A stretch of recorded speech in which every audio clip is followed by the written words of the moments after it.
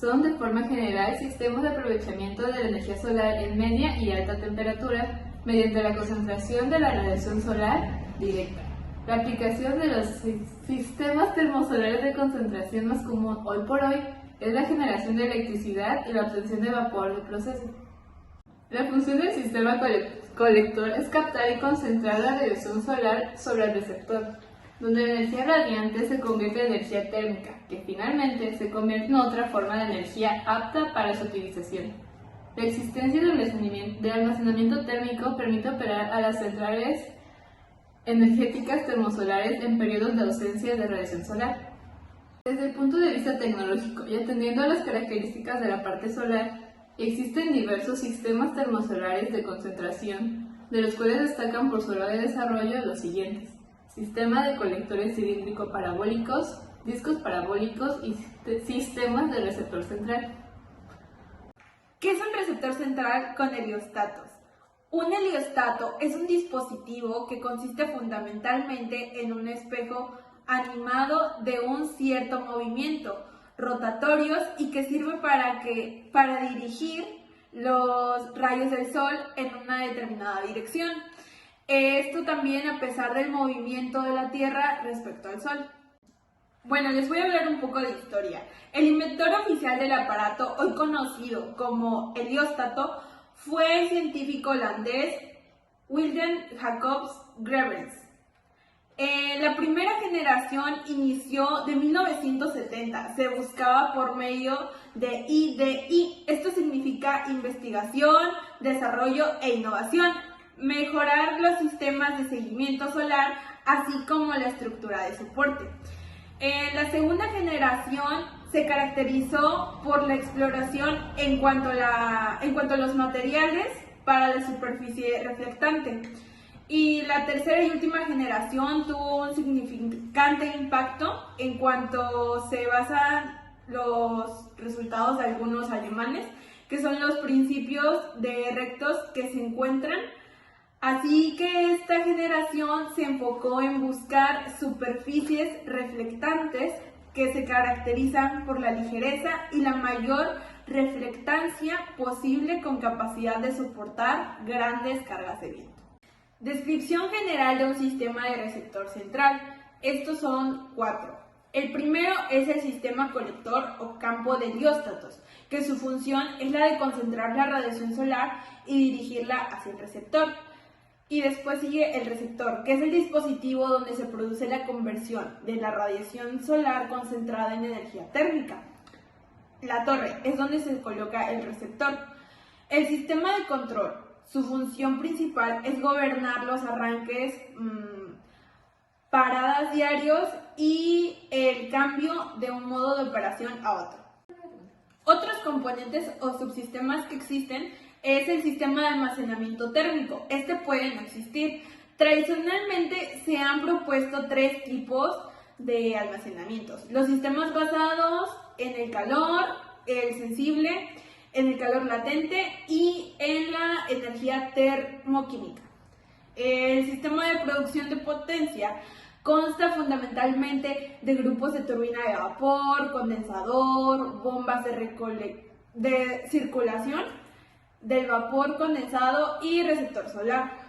Y el sistema auxiliar puede estar compuesto por sistema de aire comprimido, sistema de protección contra incendios, equipos de refrigeración, suministro y almacenamiento de agua y suministro auxiliar de la potencia. Tipos de helióstatos.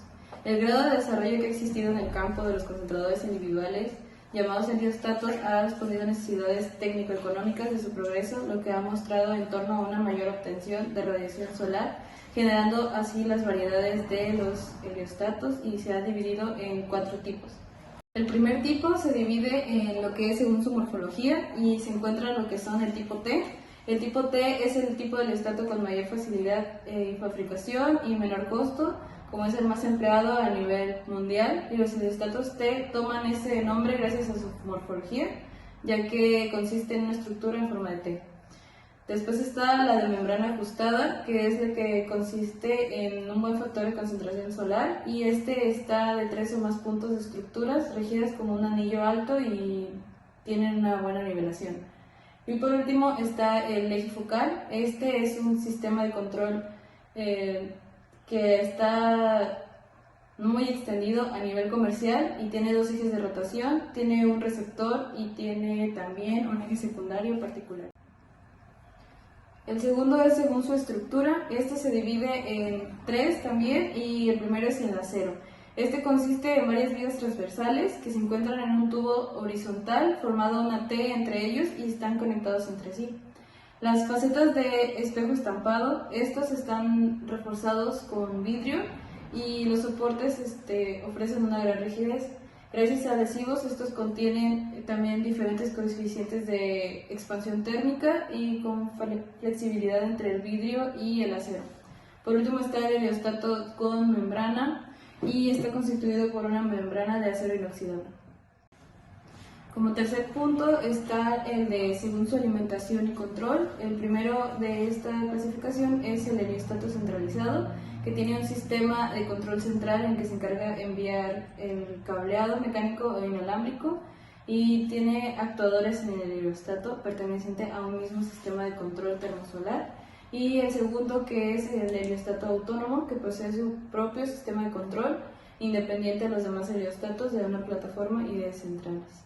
Por último está el según su tamaño, que se ha reportado tamaños desde los que se llaman muy grandes, que alcanzan los 200 metros cuadrados, los grandes que van entre los 140 y los 200 metros cuadrados, los medianos a los 40 metros cuadrados, los chicos que son de 2 a 16 metros cuadrados y los mini heliostatos que son desde 1 a 2 metros cuadrados. Rendimiento del campo de heliostatos. Este también se denomina rendimientos ópticos. Pérdidas geométricas son debidas a la disposición geométrica de heliostatos en torno a la torre. Estos también pueden dividirse en factor coseno, el cual cuantifica las pérdidas causadas por la inclinación del eje óptico del heliostatos con respecto a la trayectoria de los rayos solares. De ahí sigue pérdidas de sombras. Estas engloban tanto las producidas por las sombras que un helióstatos proyecta sobre otras, como las proyectadas por la torre y cualquier otro elemento sobre el helióstatos. De ahí continuamos con pérdidas por bloqueo. Cuantifica la fracción de radiación solar reflejada por los heliostatos que no alcanzan al receptor al resultar bloqueadas por el heliostatos vecino. También existen las pérdidas por reflectividad. Los heliostatos no reflejan la totalidad de la radiación solar que incide sobre la superficie reflexiva, ya que parte de dicha radiación es absorbida por las mismas. Pérdidas por atenuación atmosférica. La radiación solar reflejada por el helióstatos sufre una atenuación. Esta debido al proceso de absorción y dispersión en su camino entre la superficie reflexiva y el receptor. Pérdidas por absorción de flujo. Son pequeñas desviaciones en el segmento del Sol por parte del helióstatos. Errores ópticos en las superficies reflexivas como consecuencia del proceso de fabricación y la necesidad de distribuir el flujo de radiación incidente en el receptor para evitar picos de flujo superiores a los que el material de recepción pueda soportar, provocan una gran pérdida. Las principales pérdidas que se producen en el receptor son las siguientes. Pérdidas por radiación. Las pérdidas por radiación pueden desglosarse en pérdidas por reflexión, que dependen de la absortividad de la superficie absorbedora. La fracción no absorbida será reflejada hacia el exterior, y pérdidas por emisión, que dependen de la temperatura y de la emisividad de la superficie absorbedora. Pérdidas por convección son las que se producen desde la superficie absorbedora al aire de los alrededores. Son proporcionales a la diferencia de temperatura entre la superficie absorbedora y el ambiente. Pérdidas por conducción se producen desde el absorbedor de los elementos estructurales y auxiliares en contacto con el receptor, también proporcionales a la diferencia de temperatura entre el absorbedor y estos elementos. El proceso de diseño conceptual de una planta de receptor central suele constar de 3 etapas: definición de la planta, optimización de la parte solar de la planta y optimización de la parte convencional de la planta. La definición de la planta conlleva la especificación de los siguientes datos: localización de la planta, La magnitud más importante para definir la localización de la planta es la latitud, que determina el límite superior de la cantidad de radiación solar que se alcanza en el emplazamiento escogido. También es importante el patrón de tiempo atmosférico, que está determinado por factores como la altitud, proximidad de montañas, presencia de agua, centros de población cercanos, etc. Punto de diseño del sistema solar. En el instante del año, determinado por un día juliano y una hora solar, para que se optimiza el diseño de la planta con la intención de alcanzar la potencia nominal bajo unas condiciones establecidas de la irradiación solar. Potencia de diseño. Es la potencia a producir por la planta en el punto de diseño. Factor de capacidad de planta. Viene determinado por la potencia de diseño y el tamaño del sistema de almacenamiento.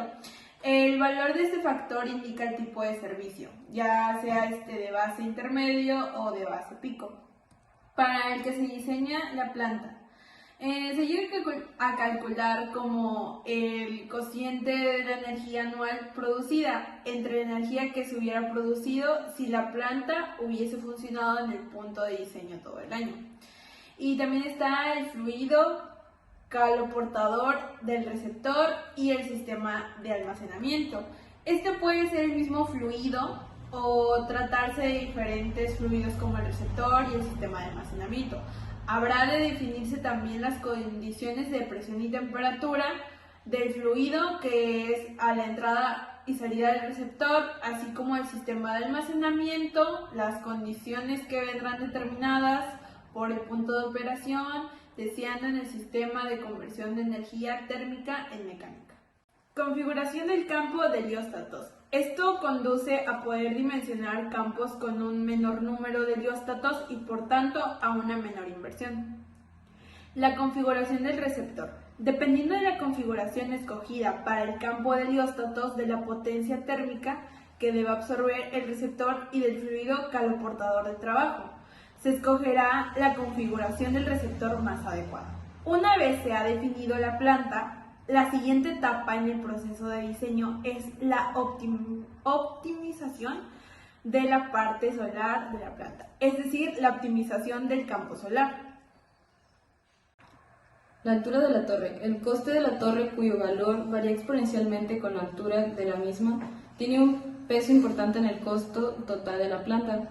La altura de la torre debe de ser un parámetro que quede libre de la optimización de la planta, y siempre existe un óptimo técnico a partir del cual un incremento de la altura de la torre perjudica los rendimientos generales del campo, y además puede existir un óptimo económico que define una altura de la torre inferior a la determinada por el óptico técnico. Dimensiones del receptor. Para todos los casos deberán de ser lo menos posibles para reducir las pérdidas por radiación y convección, así como el coste del mismo, pero suficientes como para permitir que se cumplan las condiciones del receptor, que son dos, que son no sobrepasar el límite de flujo de la radiación incidente en ningún punto de la superficie absorbente, y el segundo, que es minimizar el desbordamiento de la irradiación incidente. Múltiplo solar. Este parámetro define las fracciones de potencia térmica que se destinan al almacenamiento con respecto a la potencia térmica total transmitida en el receptor del fluido de trabajo. Superficie de terreno disponible. Este es el que determinará la densidad de los heliostatos y las coordenadas finales de los mismos dentro del campo. El modelo de distribución de la energía incidente procedente del Sol. El objetivo es seleccionar la combinación apropiada entre el tamaño de la turbina, la capacidad de almacenamiento y el posible apoyo de combustibles fósiles para garantizar la producción de energía eléctrica anual de la planta que haga que el proyecto sea viable económicamente.